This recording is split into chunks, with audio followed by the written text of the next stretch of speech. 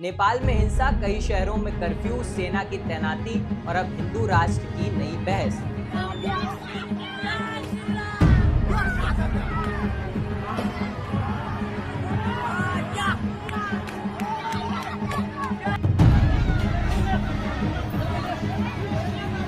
एक तरफ कई जिलों में हिंसा, कर्फ्यू और सेना की तैनाती है, तो दूसरी तरफ नेपाल को दोबारा हिंदू राष्ट्र बनाने की मांग अचानक राष्ट्रीय बहस बन गई।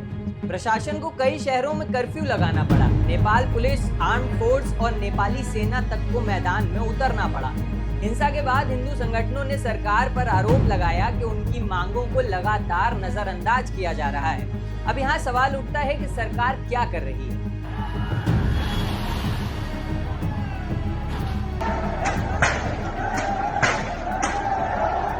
क्या नेपाल फिर से हिंदू राष्ट्र बनने जा रहा है? क्या नेपाल सरकार ने चुपचाप हिंदू राष्ट्र की प्रक्रिया शुरू करने का फैसला कर लिया है?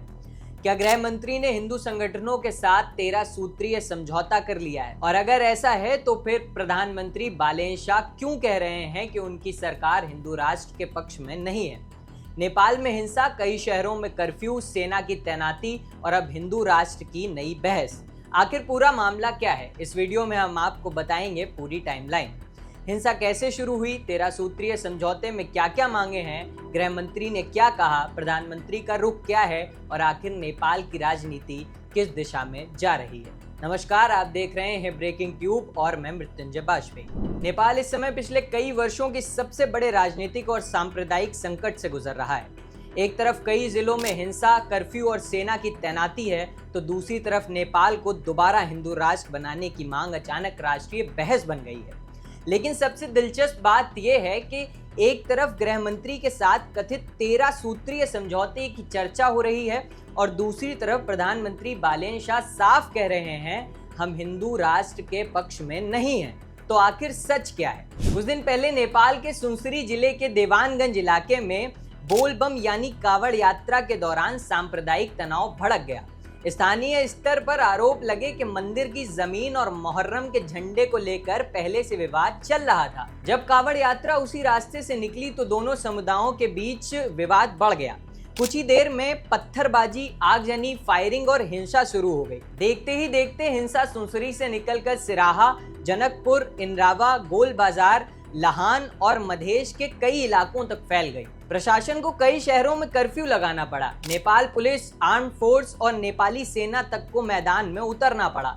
हिंसा के बाद हिंदू संगठनों ने सरकार पर आरोप लगाया कि उनकी मांगों को लगातार नजरअंदाज किया जा रहा है। इसके बाद गृह मंत्री सुधन गुरुंग जनकपुर पहुंचे। वहां उन्होंने हिंदू संगठनों के प्रतिनिधियों से लंबी बातचीत की। यहीं से शुरू हुआ 13 सूत्रीय समझौते का विवाद। सोशल मीडिया पर एक दस्तावेज वायरल हुआ जिसे कई लोगों ने सरकार और संयुक्त हिंदू मोर्चा के बीच हुआ समझौता बताया। इस दस्तावेज में कई बड़ी मांगे लिखी हुई थी। सबसे बड़ी मांग, नेपाल को दोबारा हिंदू राष्ट्र बनाने की प्रक्रिया शुरू करना। दस्तावेज के मुताबिक सरकार 3 महीने के भीतर सर्वदलीय बैठक बुलाकर हिंदू राष्ट्र पर चर्चा शुरू करेगी। यही वो बिंदु है जिसने पूरे नेपाल की राजनीति में भूचाल ला दिया। अब यहाँ सबसे महत्वपूर्ण बात समझिए, जिस दस्तावेज को समझौता कहा जा रहा है उस पर सरकार के किसी मंत्री या सरकारी अधिकारी के हस्ताक्षर नहीं है। उसमें केवल हिंदू मोर्चा के प्रतिनिधियों के हस्ताक्षर दिखाई देते हैं। यानी कई पत्रकारों और राजनीतिक एक्सपर्ट्स का कहना है कि ये वास्तव में समझौता नहीं बल्कि हिंदू संगठनों का मांग पत्र है, जिसे गृह मंत्री ने स्वीकार किया है। इसी वजह से पूरा मामला विवादों में है। नेपाल के वरिष्ठ पत्रकार राजकुमार रेग्मी ने इसे बेहद संदेहास्पद बताया है। उन्होंने सवाल उठाया, अगर ये वास्तव में सरकार के साथ हुआ समझौता है तो फिर सरकार की ओर से हस्ताक्षर क्यों नहीं है? और अगर ये सिर्फ मांग पत्र है तो इसे समझौता बताकर क्यों प्रचारित किया जा रहा है? उन्होंने ये भी कहा कि धार्मिक दंगों के बाद किसी आंदोलन को इस तरह मान्यता देना कई नए सवाल पैदा करता है।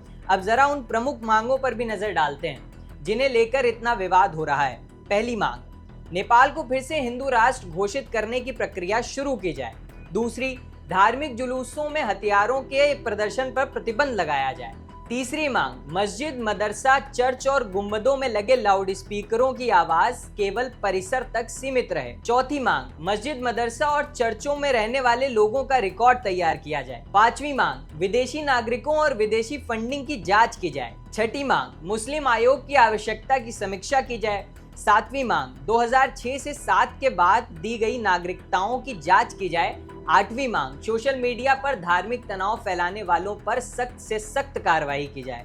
इन मांगों को लेकर नेपाल में राजनीतिक बहस और तेज हो गई है। अब सबसे बड़ा सवाल, प्रधानमंत्री बालेन शाह क्या चाहते हैं? यहीं से पूरी कहानी बदल जाती है। नेपाल में बढ़ते तनाव के बीच प्रधानमंत्री बालेन शाह ने मधेश आधारित दलों के नेताओं के साथ करीब 2 घंटे बैठक की।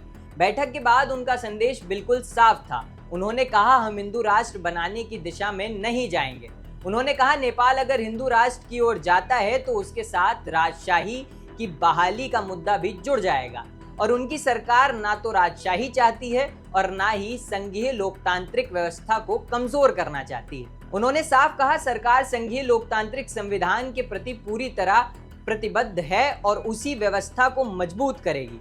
यानी प्रधानमंत्री ने हिंदू राष्ट्र की मांग से साफ दूरी बना ली है। उधर गृह मंत्री सुधन गुरुंग ने जनकपुर में हिंदू संगठनों से मुलाकात जरूर की।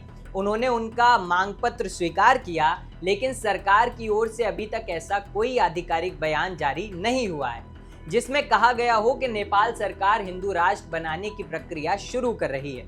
यानी सोशल मीडिया पर जो बातें वायरल हो रही हैं, उनकी आधिकारिक पुष्टि अभी बाकी है। अब यहाँ सवाल उठता है कि सरकार क्या कर रही है। प्रधानमंत्री ने कहा, हिंसा फैलाने वालों के खिलाफ कार्रवाई होगी।